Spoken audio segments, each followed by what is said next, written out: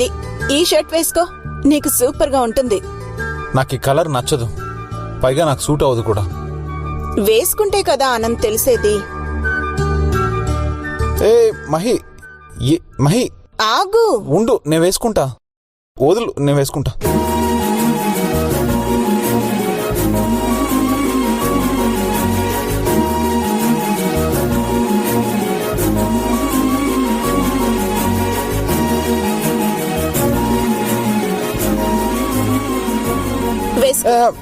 Okay, నేను వేసుకుంటానులే, నువ్వు వెళ్ళు. దీనికే సిగ్గా?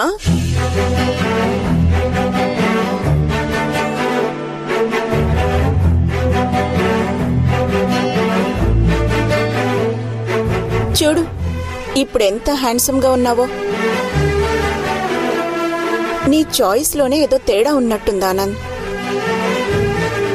నువ్వు చూస్ చేసుకున్న ఆ షర్టు బాగోలేదు, నువ్వు చూస్ చేసుకున్న నీ భార్య బాగోలేదు. అనవసరంగా రామలక్ష్మిని ఎందుకు లాగుతావు? ఇప్పుడు దీనికి కూడా మూడ్ ఆఫ్ అవుతావా?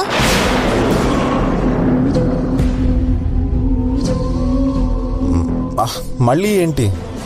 బటన్స్ సరిగ్గా వేయలేదు.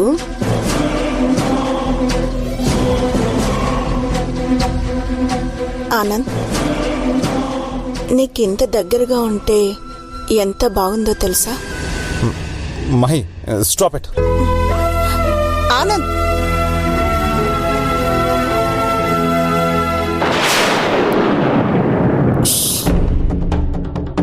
నీ వెనుకెవరున్నారో ఒకసారి చూడు.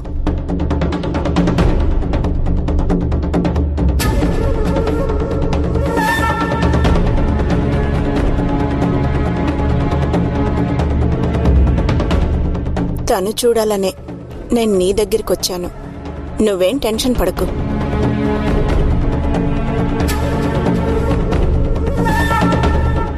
ఆనంద్, నీ చెయ్యి తీసి నా నడుం పైన వేయి.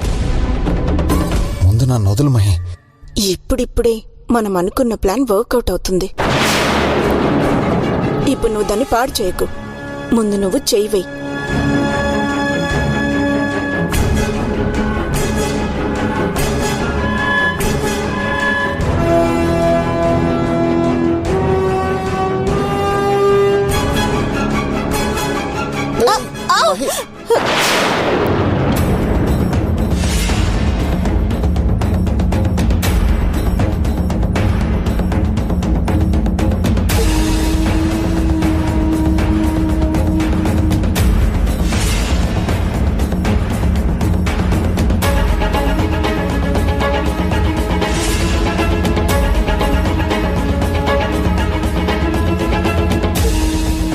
ఆనంద్, మహి వదులు.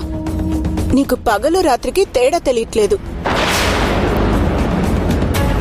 కనీసం ఎవరైనా చూస్తారేమోనని డోర్ కూడా వేయలేదు. మహి ఆనంద్, ఏం చేస్తున్నావు? ఎవరైనా చూస్తారు.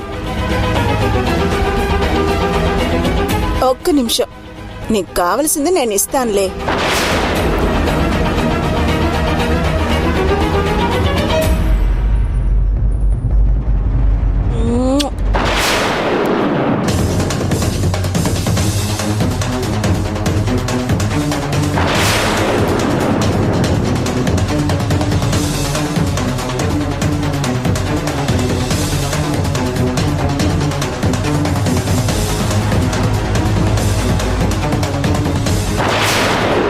నీకేమైనా పిచ్చా? నువ్వేం చేస్తున్నావు నీకైనా అర్థం అవుతుందా? ఏడిపించడానికైనా కొన్ని హద్దులుంటాయి. ఇలాంటి ఓవర్ యాక్షన్ చేస్తే గాని నీ భార్య ఒంట్లో భయం పుట్టేలా లేదు. నీకు నా హెల్ప్ కావాలంటే నేను చెప్పినట్టు చెయ్యి.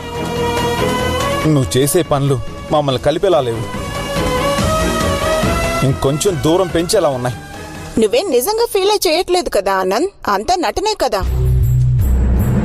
నీకోసం నేను ఎంత చేస్తుంటే నాకు సపోర్ట్ చేయడమే కష్టం అనుకుంటే ఎలా? నువ్వు ఏం చేసినా రూమ్ బయటే చెయ్యి, అంతేకాని ఇలా రూమ్లో మీద పడ్డాలు ముద్దు పెట్టుకోవడాలు చాలా అసహ్యంగా అనిపిస్తోంది. నాకు నచ్చట్లేదు మహి. నాకేమైనా నచ్చి చేస్తున్నానా? నీకే ఇలా ఉంటే ఒక అమ్మాయిగా నాకెలా ఉంటుంది? నేను నిన్ను ఏ ఇంటెన్షన్తో చూడట్లేదు, కాబట్టి నువ్వేం టెన్షన్ పడకు. నా టెన్షన్ నీ గురించి కాదు. రామలక్ష్మి నా గురించి ఏమనుకుంటుందోనని. నీకు తెలుసు నాకు రామలక్ష్మి అంటే ఎంత ఇష్టమో. ఇలాంటి పనులతో తన్ని బాధ పెట్టడం నాకు నచ్చట్లేదు. రామలక్ష్మి నాకు దగ్గర అవడం కోసం ఇంత కష్టపడుతున్నానే తప్ప నాకు దూరం అవడానికి ఇష్టపడడం లేదు. అందుకే ఇలాంటివి చేయకు మహి. ఇంకేదైనా ప్లాన్ చేయి. చూసావా తను ఎంత హర్ట్ అయి వెళ్ళిపోయిందో.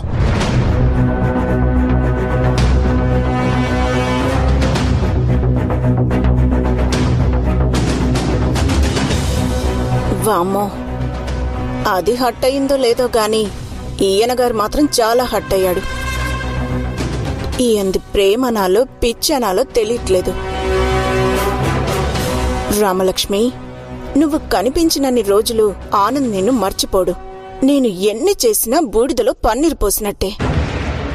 కాబట్టి ఈ ఇంట్లో నుండి ముందు నిన్ను శాశ్వతంగా పంపించేస్తాను. అప్పుడు గాని ఆనంద్ నా దారిలోకి రాడు.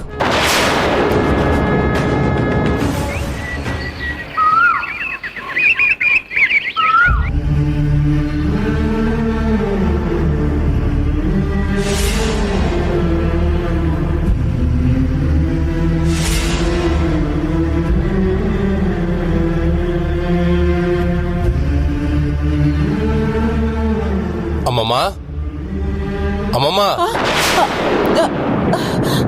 ఏమైందే? ఎందుకు ఉలిక్కిపడ్డా? నేను పిలుస్తుంటే కూడా మాట్లాడడం లేదు. ఏం లేదు, ఏం లేదు. ఏదో పరధ్యానంలో ఉన్నట్టున్నా. అవునే, సంధ్య ఎక్కడే? సంధ్య సంధ్య బయటికెళ్ళినట్టు అనిపించింది, కానీ ఎక్కడికెళ్ళిందో నాకు తెలీదు. సంధ్య,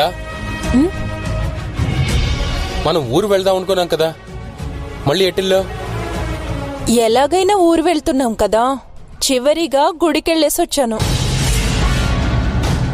మళ్ళీ ఎప్పుడొస్తామో తెలియదు కదండి. మంచి పని చేసావులే, పద వెళ్దాం. అమ్మమ్మా, నీ బ్యాగ్ ఎక్కడుందో చెప్ప, నేను పోయి తీసుకొస్తాను. భలేవారండి. పాపం బామ్మకి చేతనవుతుందా అండి? అన్నీ సర్దుతాను. ఒక అరగంటలో వెళ్ళిపోదాం. మీరు అప్పటి వరకు అక్కకి ఫోన్ చేసి మనం ఊరు వెళ్తున్నట్టు చెప్పండి. సరే. ఒరే, ఇప్పుడు వద్దులేరా, మనం ఊరెళ్ళాక చేద్దాం. చేరినాక కూడా చెప్పొచ్చు. మనకింత చేసిన అక్కకు చెప్పకుండా వెళ్తే మర్యాదగా ఉండదు. నన్ను అడిగితే రామలక్ష్మి అక్క ఇంటికెళ్ళి మరీ చెప్పాలి. అవును సంధ్య, నువ్వన్నది నిజం. ఒకసారి వెళ్తే చూసినట్టు కూడా ఉంటుంది కదా. వెళ్ళడం అవసరం లేదు చైతు, నా మాట విను. కావాలంటే ఫోన్ చేసి చెప్పు. అమ్మమ్మా, మేము అలా వెళ్ళి ఇలా వచ్చేస్తాం, తొందరగానే వచ్చేస్తాం కదా.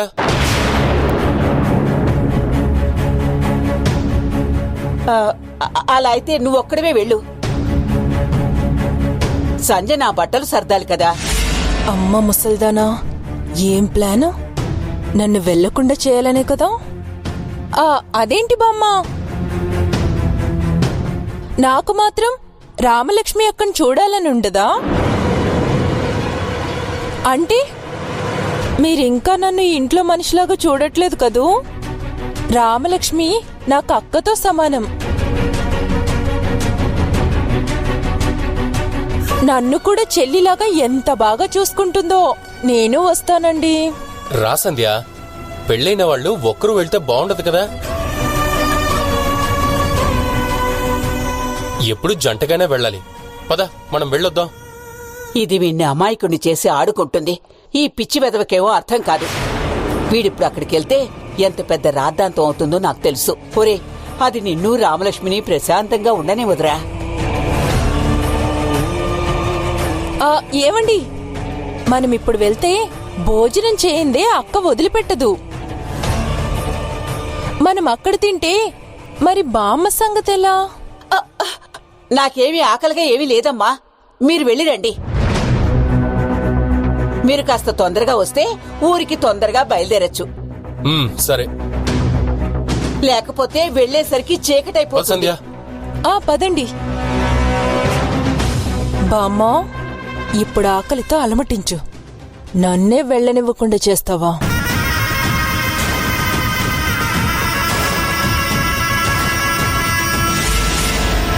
ఎంత ఆనందంగా బయలుదేరా. నేనుండగా నిన్నింత ఆనందంగా ఉండనిస్తానా? నేను ఊరెళ్తే రామలక్ష్మి మీద పగెలా తీర్చుకుంటాను? అక్కడికెళ్ళాక కథని ఎలా మలుపు తిప్పుతానో చూడు.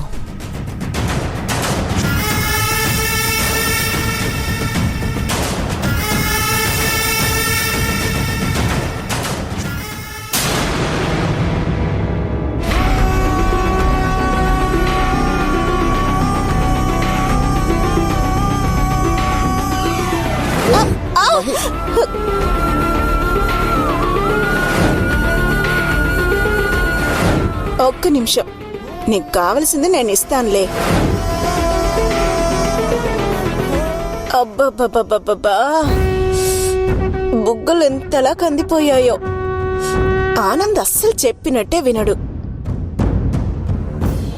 మీ ఆయనలో ఇంత రొమాంటిక్ యాంగిల్ ఉందని అస్సలు అనుకోలేదు. ఏంటి వినబడనట్టు అటేటో చూస్తున్నావు? నీ మాటలు వినాల్సిన అవసరం నాకు లేదు. అనవసరంగా నా జోలికి రా. కోపమా? ఓ, కోపం కాదు, జెలసీ. ఆనందొడిలో నువ్వుండాల్సింది నేనున్నానని మండిపోతున్నావా?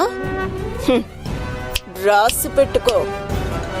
కేవలం ఆనంద్ ఒడిలోనే కాదు, అతని జీవితంలోనూ నేనే ఉంటాను. నీకు ఆనంద్ని ఎప్పటికీ దగ్గర కానివ్వను. ఈ ఇంట్లోనే నీకు స్థానం లేకుండా చేస్తాను. నువ్వు ఏమైనా చేసుకో. వీధిలో ఏనుగు వెళ్తూ ఉంటే కుక్కలు అరుస్తూ ఉంటాయి. అవి పట్టించుకుంటూ ఉంటే ముందుకు వెళ్ళలే. ఏయ్, అంటే నన్ను కుక్క అంటున్నావా? కాదు కాదు, నేను ఏనుగుని అంటున్నాను. ఆనంద్ నిన్ను అస్సలు పట్టించుకోకపోయినా నీ తల పొగరు మాత్రం ఏ మాత్రం తగ్గట్లేదు. పొగరు అని నువ్వనుకుంటున్నావు, ఆత్మాభిమానమని నేననుకుంటున్నాను. నువ్వలానే చూస్తూ ఉండు. ఆనంద్ నేను లేకుండా ఉండలేను అనేటట్టు చేస్తాను. ఆల్రెడీ నా మాయలో పడ్డాడు. నేను ఎలా చెప్తే అలా చేస్తున్నాడు. కూర్చోమంటే కూర్చుంటాడు, నిల్చోమంటే నిల్చుంటాడు. అసలు నా అందం ముందు నీది ఒక అందమేనా? నాకు ఫిజిక్ ఉంది, అట్రాక్ట్ చేసే పవర్ ఉంది, ఎవరితో ఎలా మాట్లాడాలో తెలుసు. ఎలా చూసినా నీకంటే ఒక మెట్టు ఎక్కువే. అందుకే ఆనంద్కి నీ అవసరం లేదు. సో అన్నీ సర్దుకొని ఇక్కడ నుండి వెళ్ళిపోవడం బెటర్. నీకన్నీ ఉన్నాయి, కానీ నీ దగ్గర లేనిదొకటి చెప్పనా?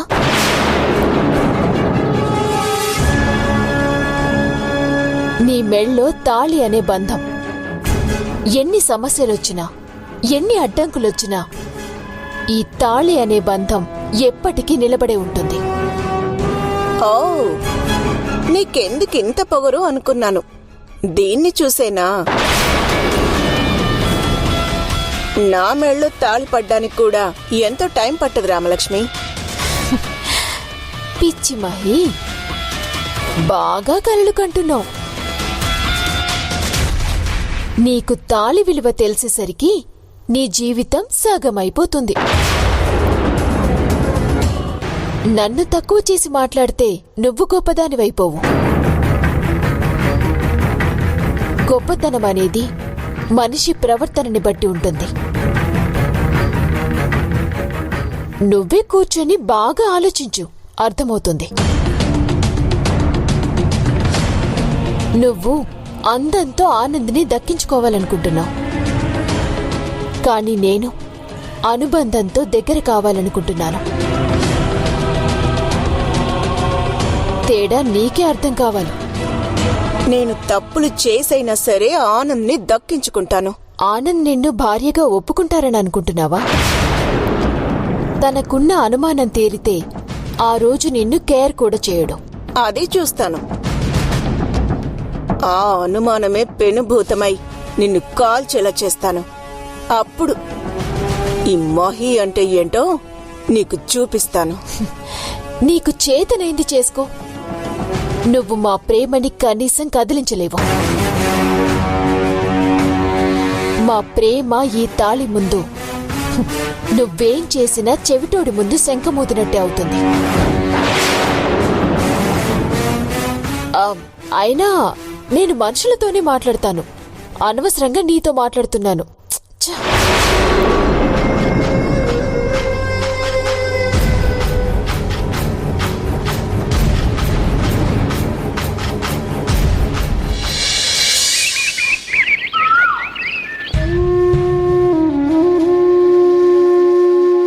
భగవంతుడా, ఏమిటయ్యా మాకీ శిక్ష? మంచికి రోజులు లేవా? చైతన్య జీవితం ఎందుకు ఇలా అవుతుంది? సంజయ్కి కొత్త జీవితాన్ని ఇద్దామని వాడు పెళ్లి చేసుకున్నాడు. రామలక్ష్మి మంచి మనసుతో ఇద్దరినీ కలిపింది. అందరూ ఆనందంగా ఉన్న సమయంలో అటు ఆనంద్ రామలక్ష్మిని అనుమానించడం ఏమిటో, ఇటు సంజయ్ ప్రవర్తన ఎప్పుడు ఎలాగుంటుందో తెలియకపోవడం ఏంటో. అటు రామలక్ష్మి ఇటు చైతన్య ఎవ్వరూ సంతోషంగా లేరు. ఉన్న సమస్యలు చాలవన్నట్టు ఇప్పుడు వీళ్ళిద్దరూ రామలక్ష్మి దగ్గరికి వెళ్లారు. ఏమీ జరగకుండా చూసుకో తండ్రి. ఇన్ని రోజులు బామ్మ బామ్మ అని తిరిగే సంజయ్ ఇప్పుడు ముసల్దానా అని మాట్లాడుతుంది. భర్త కనపడగానే నటిస్తుంది. నేనంటే కాటికి కాళ్ళు చాపుకుని కూర్చున్నా. సంజయ్ ఎన్ని బాధలు పెట్టినా భరిస్తాను. కానీ చైతన్య పెళ్లి చేసుకున్నందుకు ఆ అమ్మాయిని జీవితాంతం భరించాలి. ఎలా చేసైనా సంజయ్ ప్రవర్తనకి కారణమేంటో తెలుసుకుంటే నా మనవణ్ణి రక్షించుకోవచ్చు. దేవుడా, కొంచెం కనికరించు తండ్రి. అసలు ఈ సమస్యకి కారణమేంటో తెలుసుకునే శక్తినివ్వు దేవుడా. ఇప్పుడు మాత్రం రామలక్ష్మిని సంజయ్ని కాపాడు తండ్రి.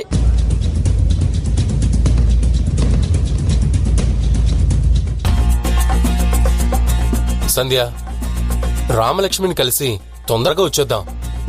అక్కడ ఎక్కువసేపున్నా ఆనంద్కి మన మీద లేనిపోని అనుమానాలు వస్తాయి. అదేంటండి, మనం ఈ ఊరికి మళ్ళీ ఎప్పుడొస్తామో ఏమో. అందుకే కాసేపు రామలక్ష్మి అక్కతో గడుపుతాను. సంధ్య, నువ్వు నా భార్యగా రావడం నా అదృష్టం. ఏంటో ఎందుకు నా మీద అంత ప్రేమ? వాళ్ళ ఇంట్లో ఆనంద్ అలేఖ్య నాకు రామలక్ష్మికి ఎఫ్ఐఆర్ ఉన్నట్టు అనుమానిస్తున్నారు. కానీ నువ్వు మమ్మల్ని ఇప్పుడు తప్పుగా చూడవు. ఎంతైనా ఇది గొప్ప మనసు సంధ్య. అదేంటండి, అక్క లేకపోతే మనిద్దరికి పెళ్ళయ్యేదా? మీరు నా పాలిట దేవుడండి. మిమ్మల్ని ఎందుకు అనుమానిస్తాను? సంధ్య, మనం ఒక్కటవడానికి మెయిన్ రీజన్ రామలక్ష్మి. తను నిన్ను పెళ్లి చేసుకోమని నాకు సలహా ఇస్తేనే తన మాట మీద గౌరవంతో నీ మెళ్ళో తాళి కట్టాను. అందుకే అక్కంటే నాకిష్టం. మీ సంతోషం కోసం తను ఎంత దూరమైనా వెళ్తుంది, ఏమైనా చేస్తుంది. తను ఇప్పుడు కాదు సంధ్య, చిన్నప్పటి నుంచి అంతే. అందరూ బాగుండాలని కోరుకుంటుంది.